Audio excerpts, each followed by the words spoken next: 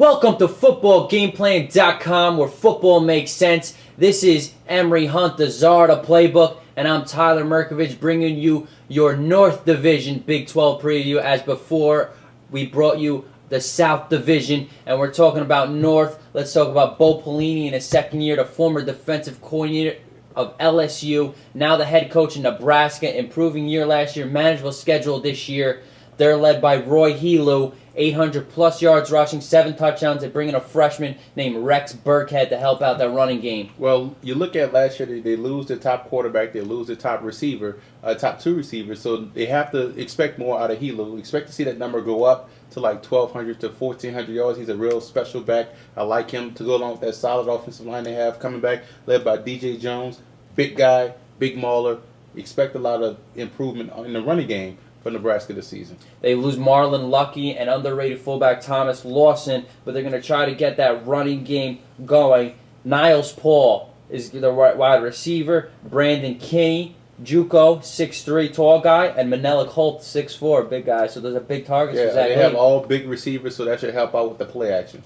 Junior Mike Smith, left tackle. He brings the experience on the offensive line. Well, like I said, big veteran group, so expect the running game to improve. They go protect whoever's back there at quarterback. That's always good when you have a veteran offensive line, a good running game, big receivers. Any quarterback that comes back there, that comes back there is going to have success. Defensive side of the ball, this is where Bo Pelini does his best coaching this side of the ball. Defensive tackle Damakung Suh leads the way. He had a couple interceptions for a D tackle, which is pretty good. He's a first-team Big 12 player. And in the back, in the secondary, it's Larry Asante who leads their secondary. That run defense has to improve this year in order for them to be successful. They do have a big secondary, a lot of 6-foot corners. The safety, Larry Asante, is a real good player back there. He's a special guy. But Nnamdi Kong-Su is a real good player on the defensive front. But they really need to improve that rush defense last year. A bunch of Sun Belt foes they meet at a conference. We mentioned the soft schedule. They play Florida Atlantic, Arkansas State, and University of Louisiana. So that's a manageable out-of-conference schedule. At Virginia Tech, though, which would be a good game. Away, they got Missouri, Baylor, and Kansas, Colorado in the Big 12. And home, they got Texas Tech, Iowa State, Oklahoma, and Kansas State. Well, they could win the Sun Belt in September by beating 3 of those Sun Belt teams that they play. So September should help them get started on the roll. I'm interested to see how the defense fares. I know the offense is going to be fine with the running game, but the schedule is manageable. In Blacksburg should be an interesting game. Virginia Tech went to Lincoln last year and beat this team as an underdog. Will be interesting.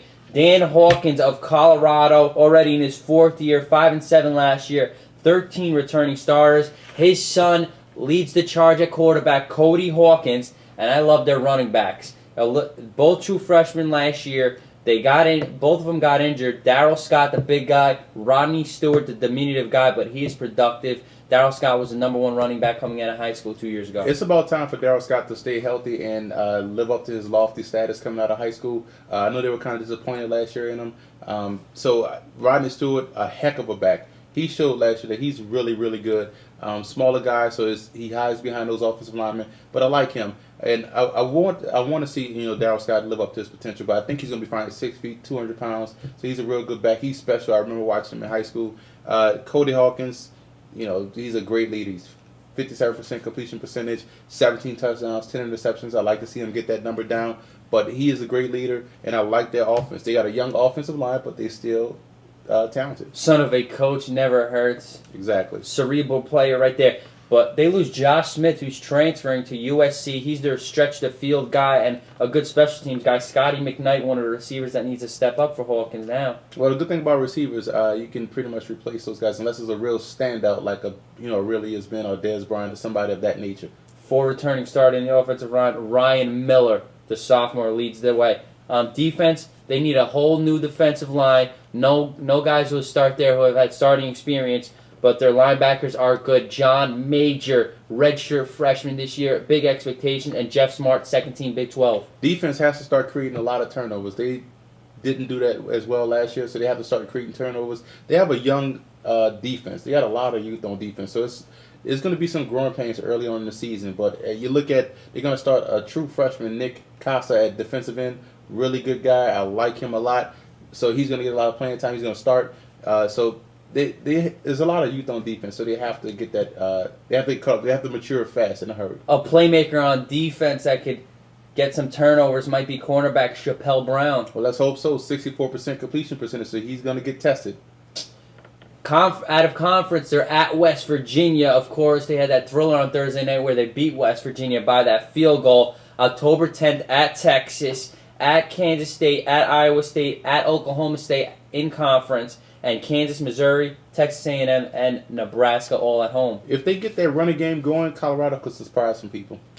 Kansas State 5-7. Bill Snyder comes back to Manhattan after their other coach out the window. 14 returning starters. Dan Thomas, the JUCO transfer, will start at quarterback. Brandon Banks is his receiver. Logan Dold, 4.1 yards per carry last year. Sophomore.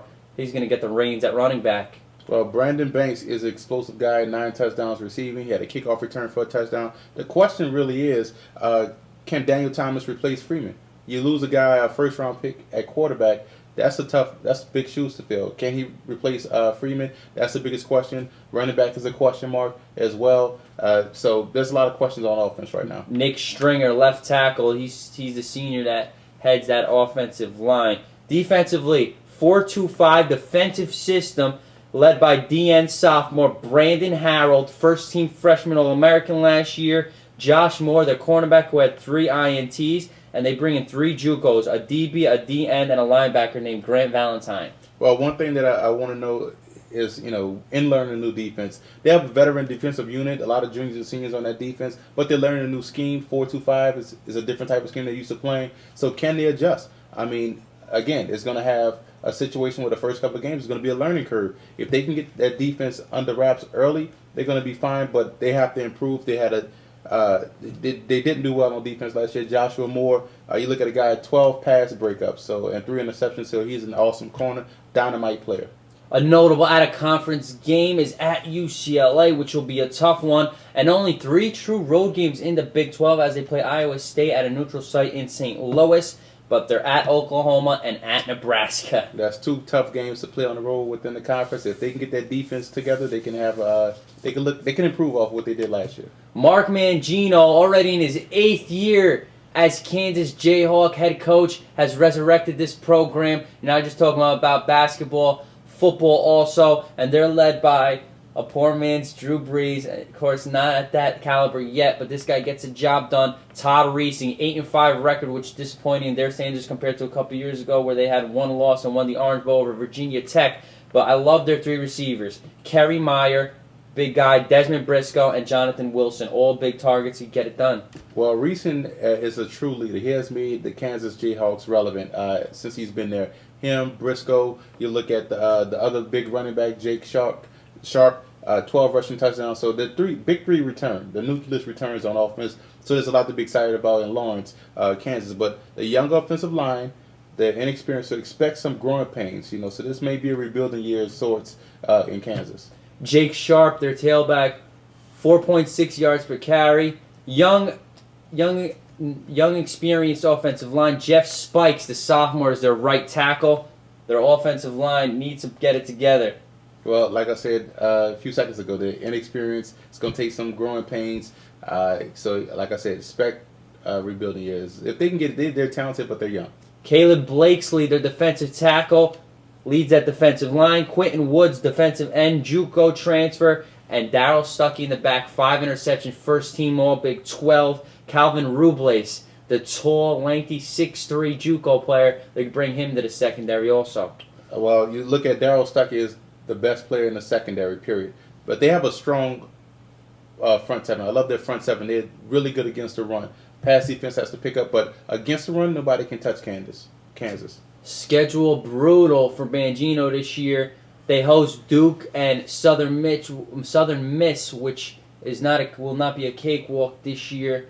They host Oklahoma. They're at Texas. They avoid Oklahoma State, but they only have 3 true home games in the Big 12. Well, that Southern Miss game is going to test out that secondary. They have a real good wide receiver down there, so expect to see them get tested early, and we'll know right off the bat whether or not Kansas secondary can hold up in the Big 12.